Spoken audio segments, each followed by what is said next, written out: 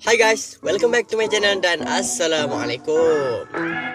Dalam video kali ni, Iman akan kongsikan cara withdraw duit RazerPay.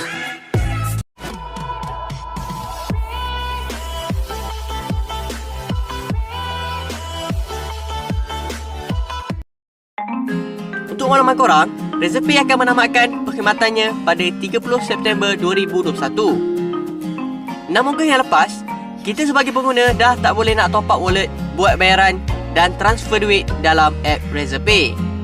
So, kepada semua pengguna RazerPay yang masih ada duit dalam app RazerPay, kita kena withdraw duit tu. Cara nak withdraw duit dalam app RazerPay senang je.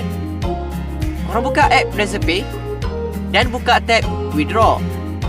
Lepas tu, korang tekan cash out. Korang masukkan detail korang dekat bahagian atas dan masukkan amount yang korang nak withdraw. Last sekali, korang masukkan PIN.